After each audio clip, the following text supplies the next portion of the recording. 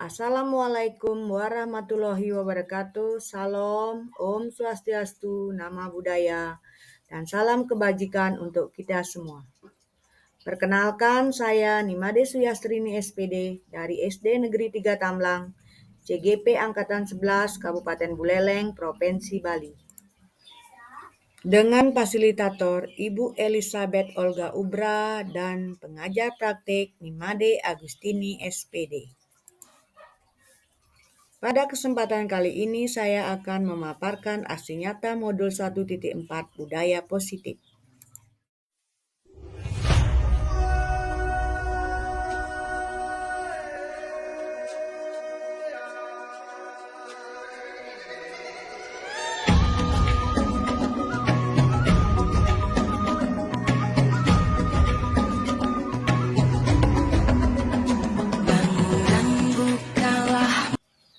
Selamat menyaksikan. Om Swastiastu. Selamat siang saya ucapkan kepada Bapak Kepala Sekolah beserta Dewan Guru dan GTK di SD Negeri 3 Tamlang. Untuk memulai kegiatan ini kita awali dengan doa dulu. Yang pimpin sendiri doanya nih. Berdoa mulai. Doa selesai.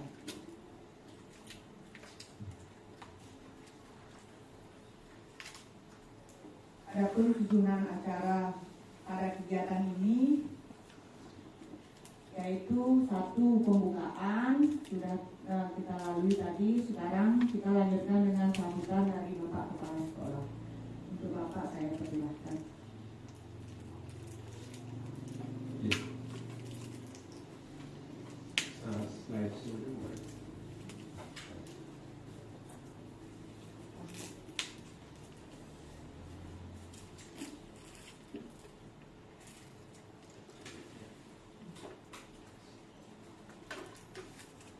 Jadi pada hari ini luar biasa.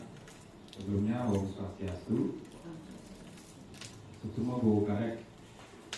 Pada kesempatan ini Ibu Kadek mau berbagi pada kegiatan, kebetulan ada kegiatan refleksi bersama dari kita. Ya. Jadi kita sudah rutin mengadakan kegiatan refleksi bersama.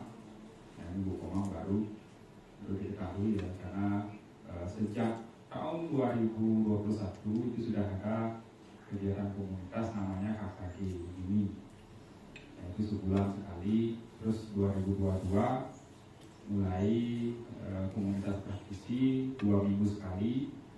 Terus di 2023 itu seminggu sekali, dan sampai sekarang juga masih bertahan seminggu sekali. Dengan masifnya kegiatan komunitas belajar di berbagai tempat juga. Selain itu memang dari arahan kementerian agar diberdayakan ya komunitas belajar. Untuk apa? Itu untuk transformasi pembelajaran di kelas-kelas. Intinya di kelas-kelas sehingga nanti yang berubah adalah di ujungnya adalah ada hasil belajar murid yang semakin membaik. Termasuk juga tentunya nanti teman-teman guru melakukan pembelajaran yang menyenangkan, kemudian yang bermakna, dan juga berpihak pada murid. Itu tujuannya. Nah, pada kesempatan ini Bu Made Suyastrini, jadi beliau adalah CGP Angkatan 11, akan melakukan diseminasi terkait budaya positif ya. Fokusnya mungkin di penyebaran dan pemahaman budaya positif. Nah, bagaimana dan seperti apa nanti silakan disimak, dan jika nanti ada hal-hal yang memang belum jelas kita bisa diskusi bersama. Itu dari saya selaku kepala satuan, dan lebihnya biar langsung ke materi. Waktu saya kembalikan ke Bu Made dan saya tutup untuk perhatian. Om Santi Santi.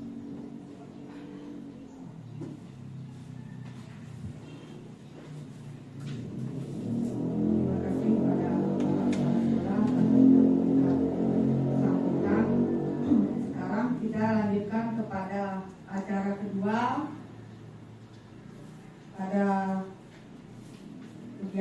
diseminasi penyebaran dan pemahaman budaya positif ini, yang mana kegiatannya adalah penyampaian materi.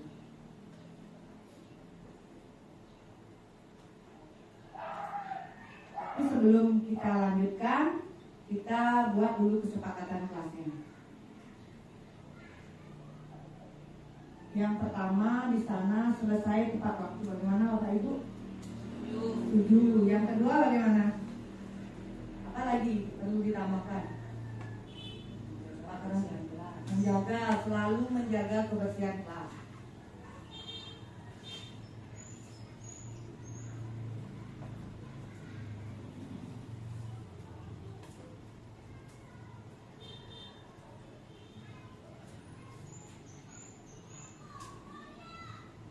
Yang ketiga, ada tambahan lagi?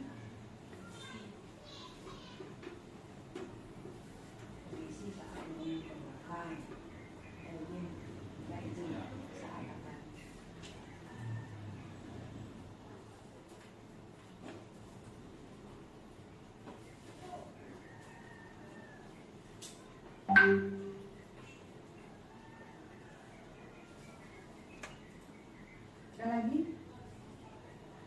3 saja cukup? Cukup ya. Baiklah Bapak Ibu, untuk hari ini kita sepakati kesepakatan kelas kita adalah 1. Selesai tepat waktu, 2. Selalu menjaga kebersihan kelas, dan 3. Minta izin saat mau ke belakang. Ya, selanjutnya kita akan lanjutkan dengan ice breaking dulu. Bapak Ibu bisa pilih apa ice breakingnya, atau tentukan siapa yang mau kasih ice breaking. Ya, Bulia coba. Atau kita pakai Aris Hamzah aja ya.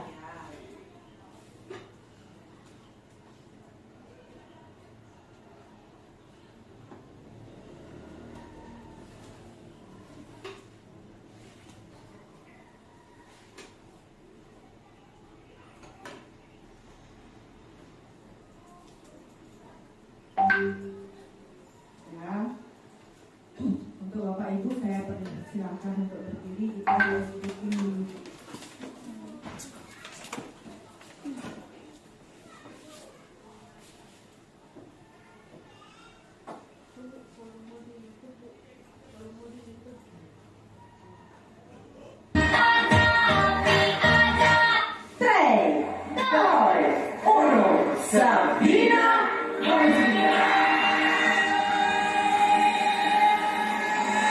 Adam sang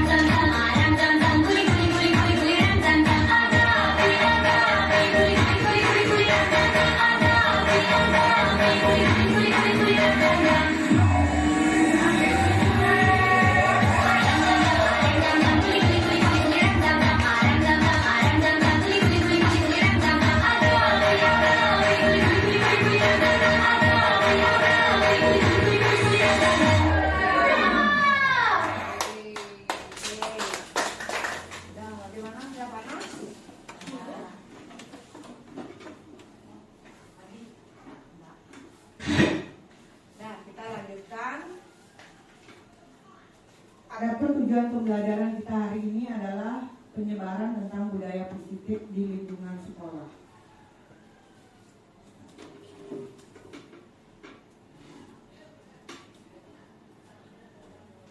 Ya, sebelumnya Bapak Ibu ada yang tahu apa itu budaya positif? Coba buka Devi.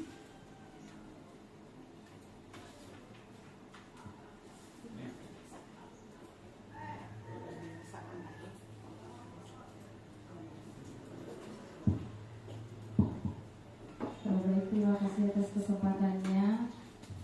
Kalau menurut Tiang, budaya positif itu adalah aktivitas atau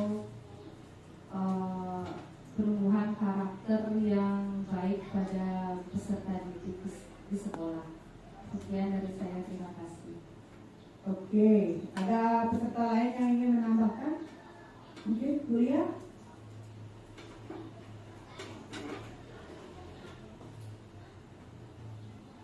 Baik, terima kasih atas kesempatannya. Saya ingin menambahkan apa yang disampaikan oleh rekan Tiang terkait apa sih pengertian dari budaya positif itu sendiri. Budaya positif merupakan nilai kebajikan yang menjadi keyakinan dan pada akhirnya nantinya menjadi karakter atau ciri khas dari sebuah lembaga atau peserta didik kita nantinya. Oke, bagus sekali. Tepuk tangan dulu. Ya, kasih tepuk wow dulu untuk Bu Kade Emi sama Bu Lia. Kasih tepuk WOW. Kasih W, kasih O, kasih W, wow. Oke, kita lanjutkan. Budaya positif itu merupakan perwujudan dari nilai-nilai atau keyakinan universal yang ditetapkan di sekolah. Budaya positif dapat mendorong murid untuk mampu berpikir, bertindak, dan mencipta sebagai proses memerdekakan dirinya sehingga murid mampu mandiri dan bertanggung jawab. Konsep dari budaya positif ini terdiri dari beberapa bagian. Ada yang dinamakan perubahan paradigma belajar, disiplin positif, kemudian nilai-nilai kebajikan, kebutuhan dasar manusia, motivasi perilaku manusia, posisi kontrol guru, keyakinan kelas, dan segitiga restitusi.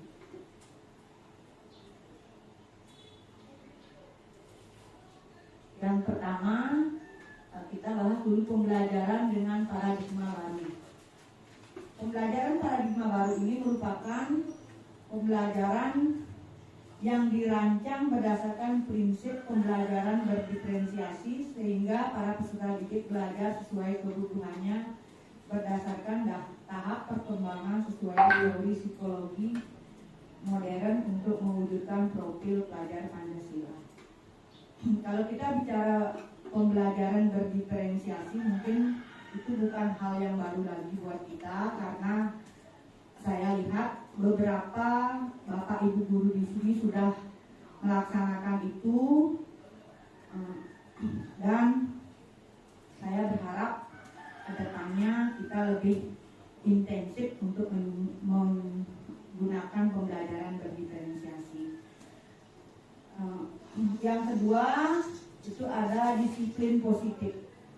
Disiplin positif di sini adalah pembiasaan hal yang baik mencakup sikap atau perilaku maupun tutur kata oleh seluruh warga di sekolah, terutama baik murid agar berkembang menjadi pribadi yang kritis, mandiri, dan bertanggung jawab.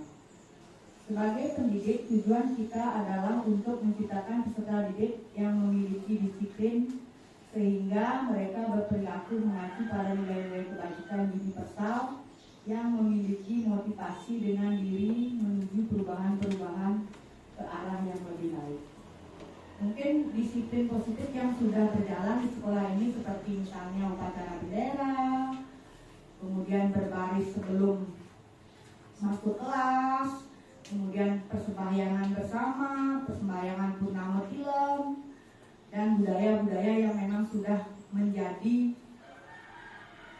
dasar di sekolah kita itu sudah ada yang berjalan beberapa, cuman untuk kedepannya kita akan gali lagi budaya apa yang perlu kita tingkatkan untuk menuju atau menciptakan pendidik sesuai dengan profil pelajar Pancasila. Yang ketiga, kebutuhan dasar manusia. Kebutuhan dasar manusia merupakan sesuatu yang kita lakukan untuk mendapatkan apa yang kita inginkan. Seluruh tindakan yang kita lakukan memiliki tujuan. Semua usaha terbaik yang kita lakukan agar kebutuhan dasar kita terpenuhi dengan baik. Kebutuhan dasar manusia ini ada beberapa, yaitu kebutuhan dasar untuk bertahan hidup. Mungkin apabila kita memiliki anak yang bermasalah di kelas, kita bisa menggali dulu ini kebutuhan dasar manusianya itu apa. Adakah yang dari 5 kebutuhan dasar ini yang tidak terpenuhi sehingga kita bisa menyelesaikan masalah yang dihadapinya. Misalnya seperti bertahan hidup. Manusia memerlukan makanan, pakaian, tempat tinggal, keamanan, dan kesehatan. Kemudian kasih sayang dan rasa diterima. Rasa diterima diperdulikan, berbagi, bekerja sama, dan menjadi bagian dalam kelompok. Kemudian yang ketiga ada penguasaan. Penguasaan ini adalah harga diri, keinginan untuk dianggap memimpin, berprestasi, diakui, dan didengar. Yang keempat ada kebebasan, yaitu mandiri, memiliki pilihan, mencoba hal yang baru, dan mampu mengendalikan arah dirinya. Yang kelima ada kesenangan. Kesenangan bermain, humor, antusias, dan tertawa. Mungkin seperti contoh kalau yang pakai contoh kesenangan misalnya, kalau anak-anak kita di saat jam istirahat, mungkin banyak yang bermain bola gitu. Itu mungkin sebagai pelampiasan dari kebutuhan dasar manusia yang kelima. Karena mereka lebih memilih kesenangan, tetapi kadang mereka lupa akan keamanan. Nah, kita lanjutkan ke yang selanjutnya, posisi kontrol guru. Sebagai guru, di sini kita memiliki 5 posisi kontrol, yaitu sebagai penghukum, pembuat rasa bersalah, sebagai teman, sebagai pemantau, dan sebagai manajer.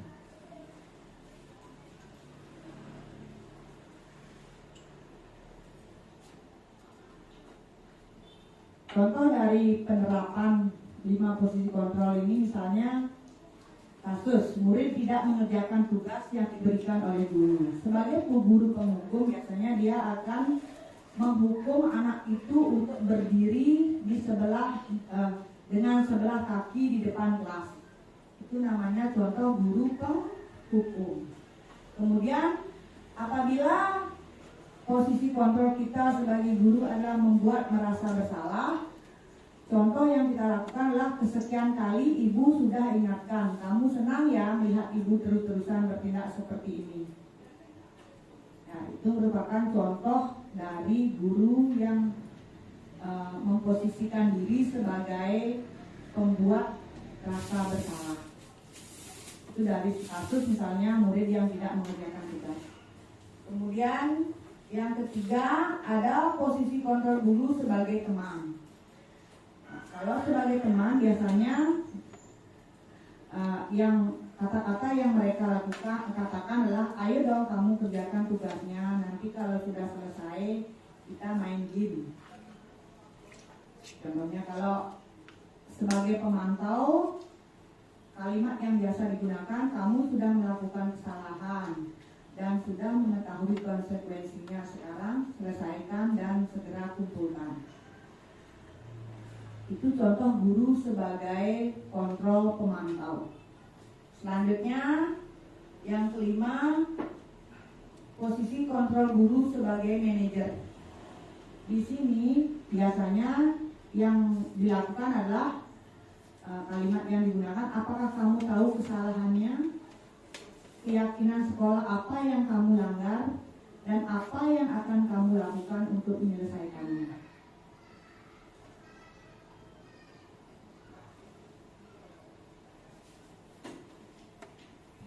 Kemudian apabila ada kasus misalnya Adi yang terlambat hadir ke sekolah, sebagai penghukum, guru dalam kontrol sebagai penghukum biasanya dia akan melakukan hal seperti ini. Contohnya dengan nada suara tinggi, kemudian bahasa tubuh yang mata melotot dan jari menunjuk itu, kemudian berkata terlambat lagi, pasti terlambat lagi, selalu datang terlambat, kapan bisa datang tepat waktu. Tanyakan kepada diri Anda bagaimana perasaan murid bila guru berbicara seperti itu pada saat muridnya datang terlambat. Dan mungkin dari guru yang posisinya sebagai penghukum itu akan menghasilkan murid-murid yang kemungkinannya di kemudian hari dia akan memiliki rasa dendam dan bersikap agresif. Bisa jadi sesudah kembali duduk sebagai murid tersebut akan mencoret-coret bukunya atau meja dan hal buruk yang lain untuk mengeluarkan emosinya dia. Itu yang biasanya dilakukan apabila guru meletakkan dirinya sebagai posisi kontrol menghukum.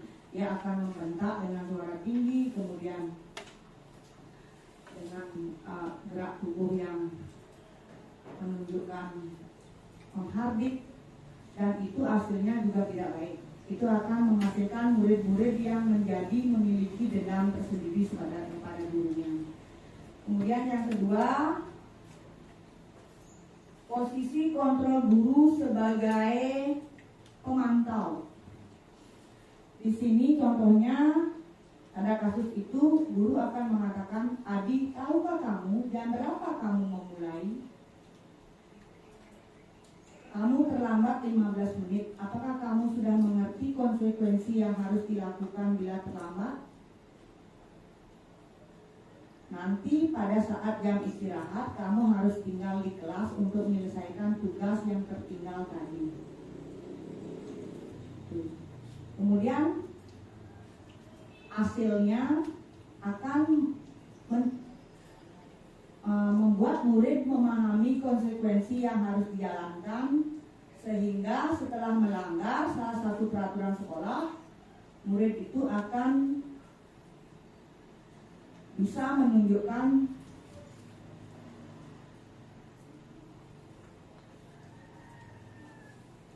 kegiatan yang,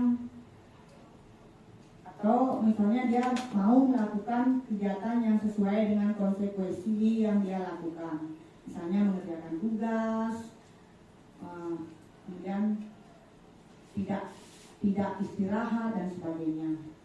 Itu yang dihasilkan apabila kita sebagai guru meletakkan diri sebagai pemantau. Kemudian yang ketiga, guru sebagai teman. Guru sebagai teman di sini biasanya dia mengatakan, Adi, ayolah, bagaimana sih kamu? Kemarin kamu sudah janji ke Bapak, bukan? Kenapa terlambat lagi? Ya sudah, tidak apa-apa, duduk dulu di sana, nanti Pak Guru bantu. Bagaimana perasaan murid dengan sikap guru seperti ini? Mungkin kalau sebagai teman ini saya gunakan sendiri, tapi toh juga bukan yang benar, karena di sini menghasilkan murid-murid yang memiliki dampak yang negatif, di mana murid akan menjadi tergantung pada kita, dan bila ada masalah dia akan merasa bisa mengandalkan kita untuk membantunya.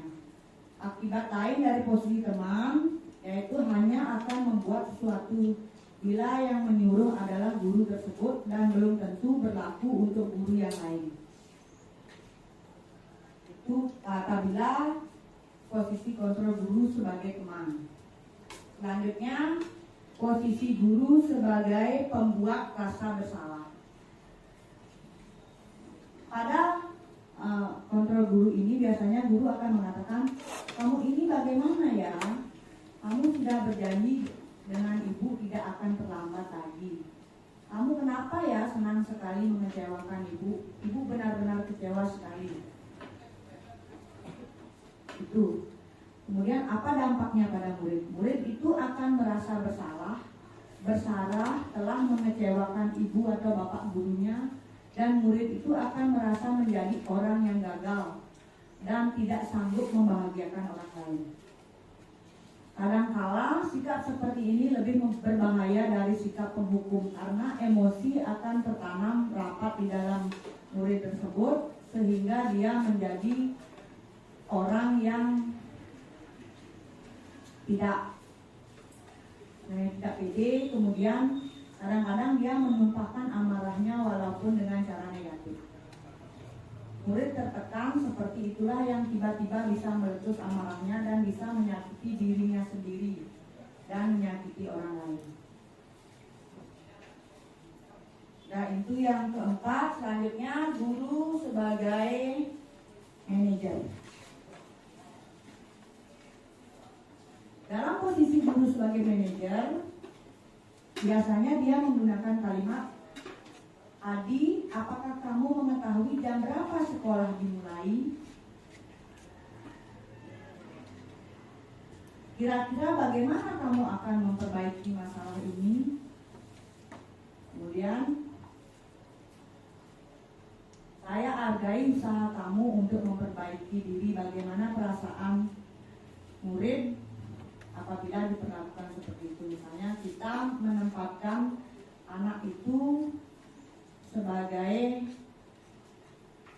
orang yang berharga, misalnya kita bisa menempatkan diri pada posisi anak itu, misalnya dengan bertanya, kamu terlambat, kira-kira kamu karena apa ya kamu terlambat? Kita bisa menerima masalah, masuk ke dalam masalahnya dia untuk bertanya kenapa dia terlambat dan apa solusi yang bisa kita berikan kepada anak itu supaya tidak terlambat lagi. Ini posisi guru sebagai manajer.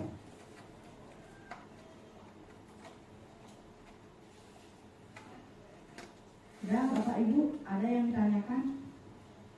Yang lanjutkan nih. Kita lanjut ke keyakinan kelas.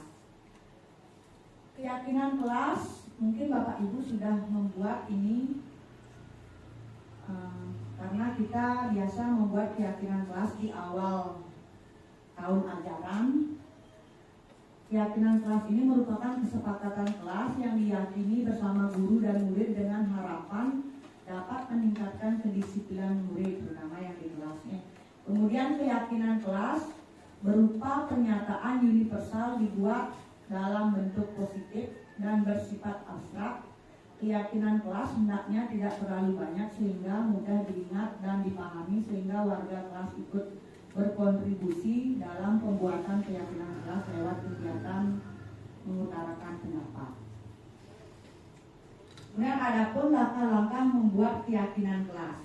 Yang pertama kita lakukan adalah menuliskan kalimat negatif dalam peraturan-peraturan kelas.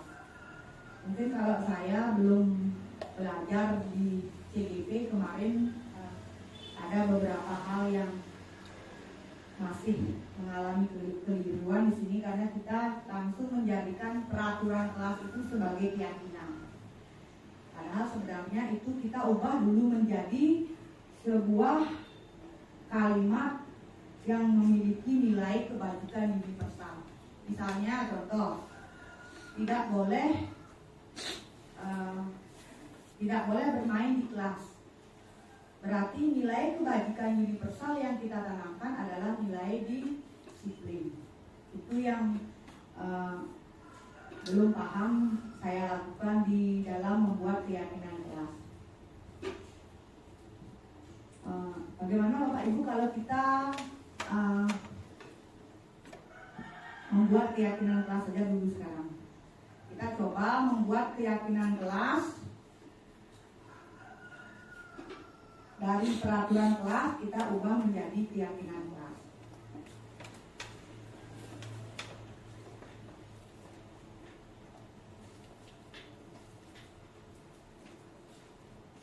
Sudah, kita praktik dulu.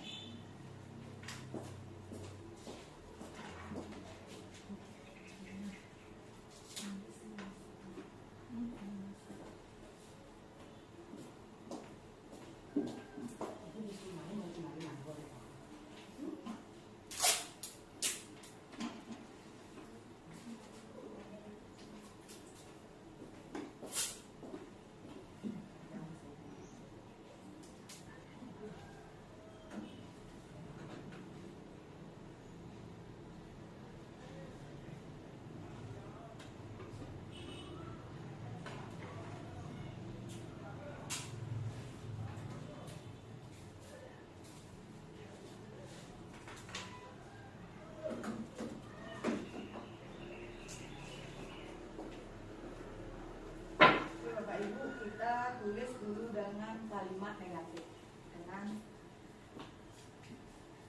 peraturan kelas, misalnya jangan bawa, tidak boleh bawa makanan kelas.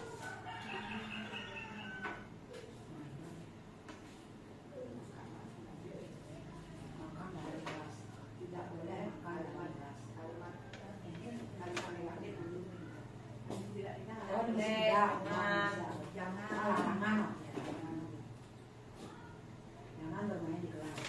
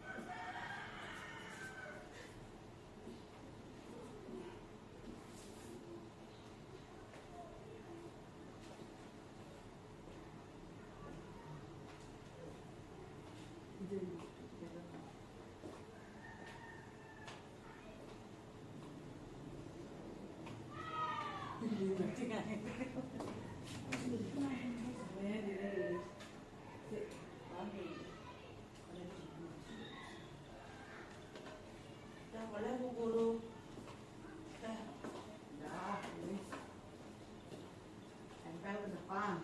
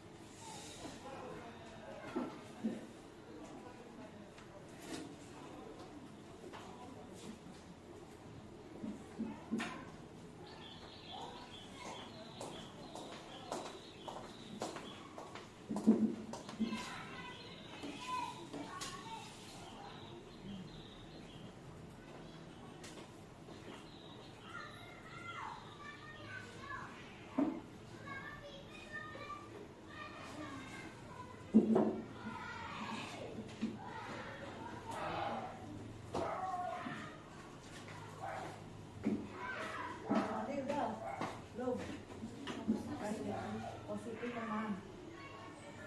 Bangun.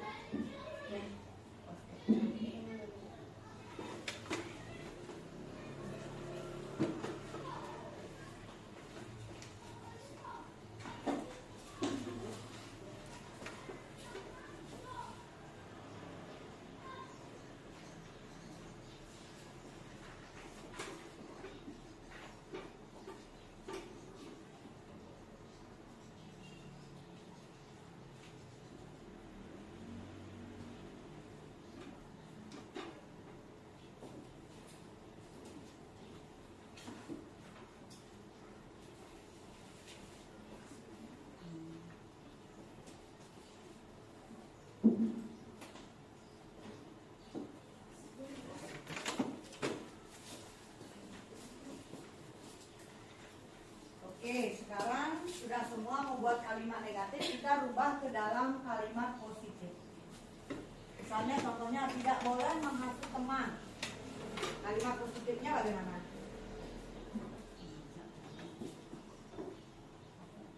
Tidak boleh menghasut teman. Kalimat positifnya. Atau yang lain misalnya tidak boleh ribut di kelas. Menjaga ketertiban kelas.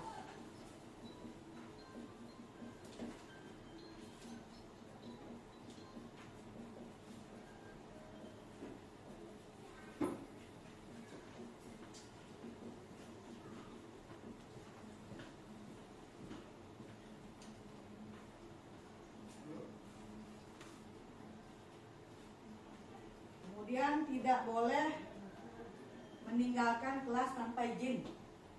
Minta izin kelas, minta izin.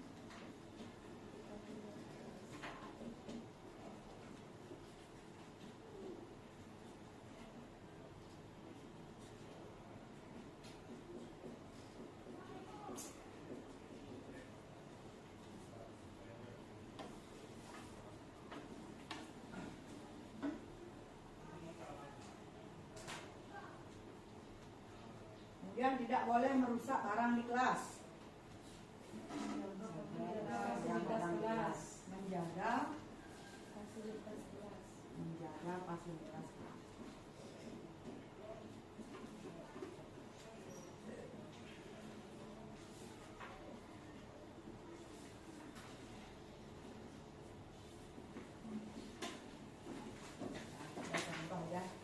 Kemudian menjaga ketertiban kelas ini kalau kita masukkan ke dalam nilai kebajikan universal itu masuk di mana? Menjaga ketertiban kelas. Ada nilai disiplin, mandiri, kemudian apa lagi? Gotong royong, tanggung jawab, disiplin. Ya, menjaga ketertiban kelas berarti disiplin.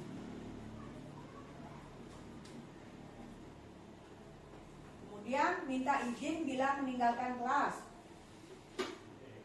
Sama sama juga disiplin kan. Kemudian kalau 3, menjaga fasilitas di kelas, tanggung jawab.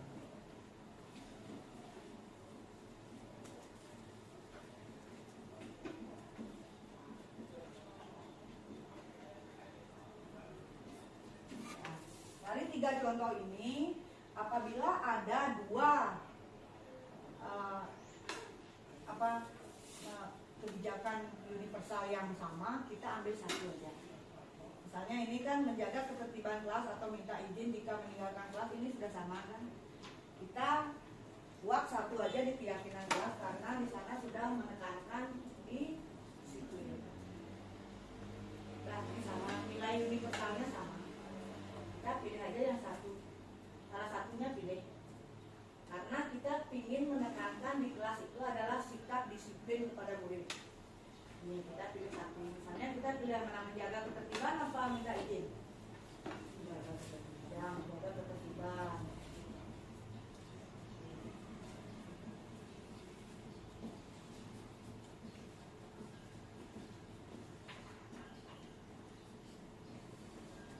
Kemudian yang kedua, tanggung jawab.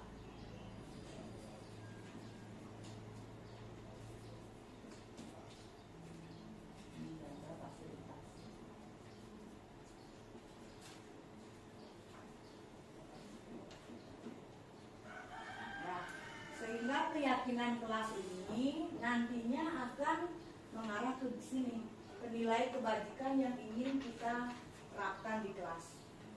Apa yang ingin kita tanamkan kepada anak didik kita sehingga mereka bisa memulai dari dini, sehingga kita bisa menyepakati sebuah keyakinan kelas.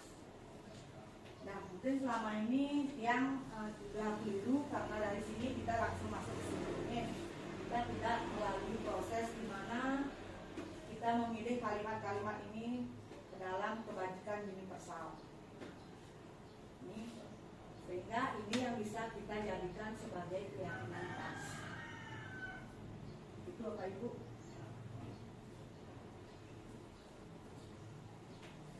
Oke, ada tambahan? Kalau ada pertanyaan? Kalau tidak, kita lanjutkan ya. Kita lanjutkan ke yang selanjutnya, yaitu segitiga restitusi. Dalam segitiga restitusi ini yaitu suatu proses dialog yang dijalankan oleh guru atau orang tua agar dapat menghasilkan murid yang mandiri dan bertanggung jawab. Segitiga restitusi ini membantu murid memiliki tujuan disiplin positif dan memperbaiki dirinya setelah berbuat salah.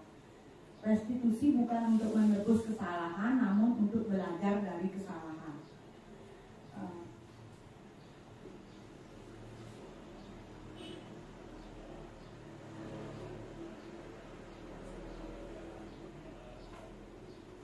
Segitiga restitusi ini ada 3 tahapan.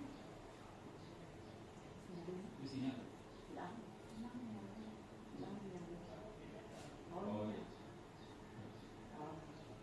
Yang pertama yaitu menstabilkan identitas.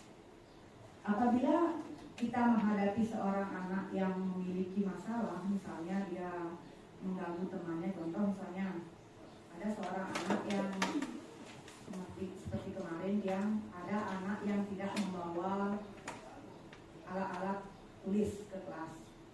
Yang pertama kita lakukan adalah menstabilkan identitas dulu, menggali informasi bagaimana seorang anak itu bisa dia tidak membawa alat-alat, misalnya mungkin dia lupa atau dia kemarinnya di rumah ada persembahyangan sampai malam sehingga dia tidak lupa memasukkan ke tas, atau dia mungkin memiliki masalah yang lain. Itu yang pertama kita gali dengan menstabilkan identitas. Kemudian yang kedua, baru kita memvalidasi tindakan yang salah. Kita tanya dia, kamu misalnya tidak bawa alat, kemarin kamu tidak membawa alat, kemudian menurut kamu tindakan kamu itu salah apa tidak? Kemudian Kemudian kita hubungkan ke keyakinan kelas. Keyakinan kelas yang mana yang seorang anak itu dilanggar sehingga dia menjadi paham, oh saya di sini disiplin misalnya, disiplin dengan diri sendiri. Kemudian kita tanamkan, apakah nilai disiplin itu penting nggak buat kamu? Apa dampaknya buat kamu di kemudian hari kalau kamu tidak bisa disiplin? Itu yang kita gali sehingga seorang anak itu sadar dari dirinya sendiri bahwa dia itu salah dan bisa memperbaiki tindakannya itu untuk tidak mengulang kembali. Nah, ini menanyakan keyakinan. Setelah itu, ini contoh kegiatan yang dia lakukan. Mungkin kalau dari segi ini belum sempurna karena ada beberapa hal yang belum masuk. Yang coba putarkan dulu. Selamat pagi, Bu. Selamat pagi sama Nana, silakan dulu. Sama tahu nggak kenapa sama Nana dipanggil? Tidak. Kemarin sama kan tidak membawa alat tulis. Kalau ibu boleh tahu alasan sama Nana tidak membawa alat tulis apa ya? Saya lupa memasukkan alat tulis ke dalam tas. Oke, menurut sama Nana salah apa tidak tindakan sama Nana itu? Saya, Bu. Keyakinan kelas yang mana yang kelas sama Nana? Mandiri. Oke, semua orang pasti pernah berbuat kesalahan. Dalam kasus ini, sikap mandiri dan tanggung jawab itu penting nggak buat kamu? Penting. Apa tindakan yang akan kamu lakukan supaya kamu tidak lupa lagi? Saya akan memasukkan alat tulis ke dalam tas setiap hari. Sebelum sehari sebelum kita masuk sekolah ya. Baiklah, karena sama Nana sudah tahu kesalahannya, itu harap kamu tidak mengulangnya kembali. Semangat ya. Ya, Bu. Dan silakan kembali ke kelas. Terima kasih.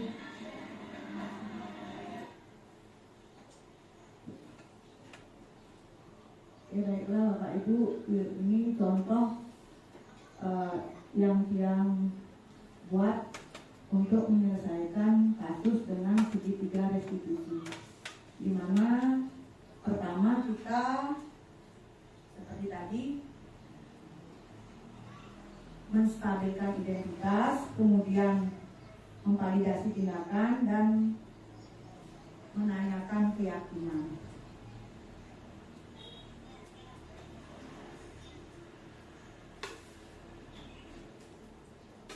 Mungkin dari Bapak Ibu ada yang bertanya?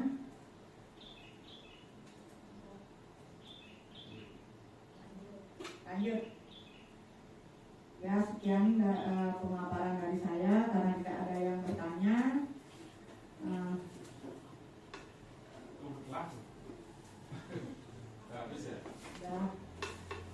Atau kita lihat video yang kedua. Nih, kita coba di sini.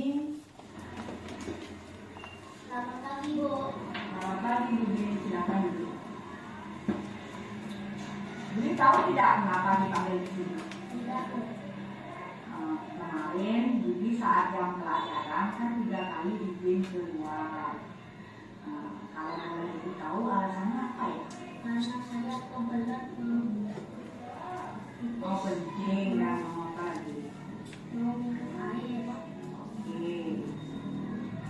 Menurut Budi, tindakan Budi itu salah apa enggak? Salah. Kemudian keyakinan kelas yang mana yang Budi langgar kalau berbuat seperti itu? Disiplin. Disiplin diri ya. Menurut Budi, disiplin diri itu penting nggak buat Budi? Penting, Bu. Apa tindakan yang akan Budi lakukan selanjutnya supaya Budi tidak lagi melanggar disiplin diri? Sebelum masuk sekolah, saya akan benar-benar minum air. Baru saya masuk kelas. Oke, baiklah, karena Budi sudah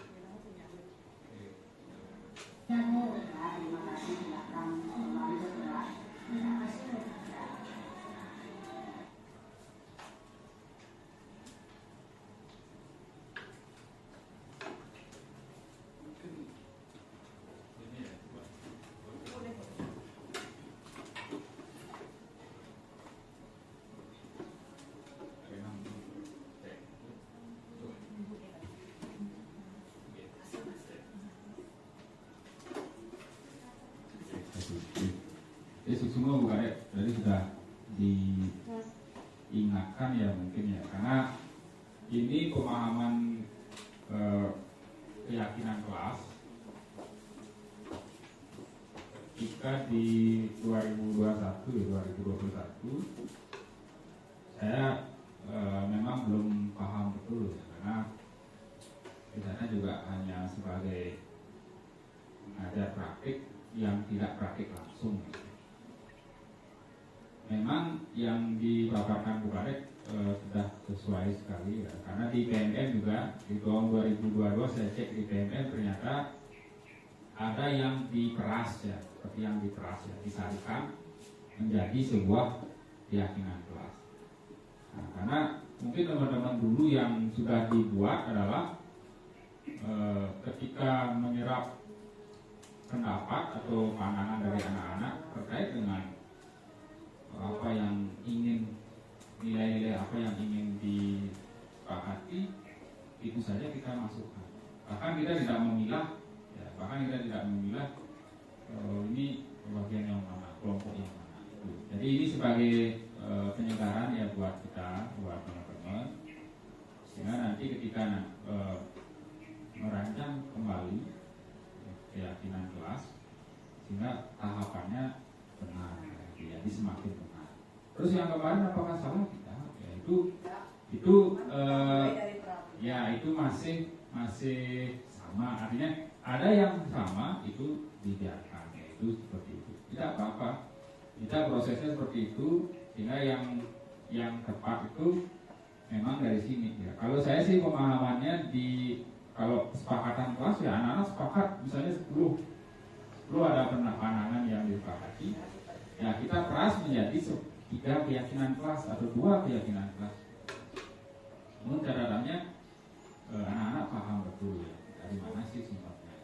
Kita perlahan juga kita mengajak anak-anak kita untuk mulai berpikir kritis atau dengan ini orang ini yang dulu ini gitu. Sehingga pandangan-pandangan seperti itu akan mengubah pola pikir anak-anak kita ke depan. Jadi bukan berdasarkan ini orang ini, nah itu orang ini. Tidak. Jadi memang prosesnya kita tahu. Itu terkait dengan proses merancang keyakinan kelas. Nanti teman-teman bisa perbaiki kembali, lakukan kembali. Jika memang masih prosesnya belum tepat ya kita coba lagi gitu. Nah, tidak apa-apa. Bahkan kalau kegiatan-kegiatan yang apalagi kalau di kelas kan cukup lama, 1 semester atau 1 tahun, kita bisa review kembali. Meskipun kemarin sudah buat, kita review. Kita lagi mengecek kembali kesepakatan. Siapa tahu anak-anak kita punya ide yang lain, kan mungkin saja. Lanjut terkait dengan restitusi ya. Jadi restitusi mungkin yang dipaparkan kemarin sudah sesuai. Tinggal nanti ketika mengarahkan anak-anak, ya ketika mengarahkan anak-anak, kalau yang dibuat bukan itu kan memang to the point sekali, gitu. Artinya to the point sekali sehingga anak-anak kelihatannya seperti pengalaman disiplinnya belum sehingga tegang sekali gitu. Kita bisa lakukan lah pendekatan coachingnya kemarin, kita kan sudah belajar tentang coaching, apalagi sudah praktik coaching, kita bisa lakukan pendekatan itu sehingga anak-anak bisa lebih leluasa dalam menyampaikan undang-undang. Siapa tahu nanti ada hal-hal yang disembunyikan oleh anak kita yang belum kita tahu. Ini nawang di rumahnya ada atau bagaimana, kita juga belum tahu. Meskipun ranah kita kadang-kadang nawang bener sih nawang urusan pribadi anak kita. Kita paling tidak ada informasi yang bisa kita gunakan sebagai acuan. Kita tidak mencampuri loh, kita tidak mencampuri si A di rumahnya lagi broken dengan siapa gitu. Tidak, tapi kita tahu bahwa anak ini memang harus kita perlakukan dengan cara yang berbeda karena di rumahnya sudah ada setidaknya kita kan untuk mencari kebutuhan mana yang dia belum terpenuhi. Ya itu nanti tinggal dieksplorasi lebih banyak, tapi yang sudah dipaparkan Bu Kade sudah luar biasa bagus. Ya, tinggal nanti teman-teman tinggal mencoba kembali, mereview kembali keyakinan kelas yang sudah dibuat semuanya, karena kita sudah sepakat, bahkan sudah mengisi kuesioner. Apakah di sekolah Ibu Bapak Kepala Satuan sudah melakukan atau sudah membuat keyakinan kelas di setiap proyek? Sudah. Ya, tinggal kita review. Reviewnya ya minimal 1 semester atau 1 tahun sekali, karena anak-anaknya juga baru. Oke. Itu mungkin yang bisa kita kuatkan kembali, karena saya juga teringat kembali kalau dulu ternyata keliru juga di awal-awal di tahun 2021 jika mendengar dengan nama kesepakatan kelas atau keyakinan kelas, masih pikirannya kok ini beda kok sama gitu ya. Jadi kalau setelah di PNM kemudian Ibu juga menjelaskan kembali, ini kita menjadi semakin jelas, semakin clear. Oke, itu saja dari teman-teman. Ada masukan? Cukup? Jadi terima kasih Bapak Kepala Sekolah, dan sebagai kesimpulan dia akan sampaikan satu refleksi dari kegiatan ini, di mana sebagai guru kita sama-sama belajar. Mari kita belajar untuk menilai kesalahan anak itu dengan menggali memvalidasi dulu masalahnya, kemudian kita berusaha untuk melakukan tindakan di ruang yang tertutup.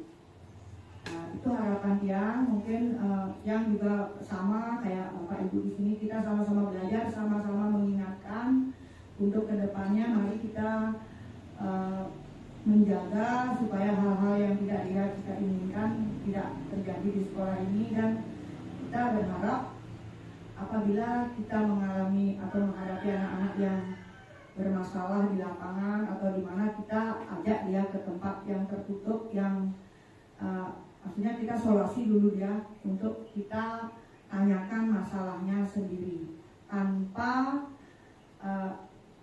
ada orang lain atau tidak di depan umum. Itu dari yang akhiri dengan yang tutup kegiatan ini, yang akhiri dengan Paramo Santi mulai. Om Santi Santi Santi Om.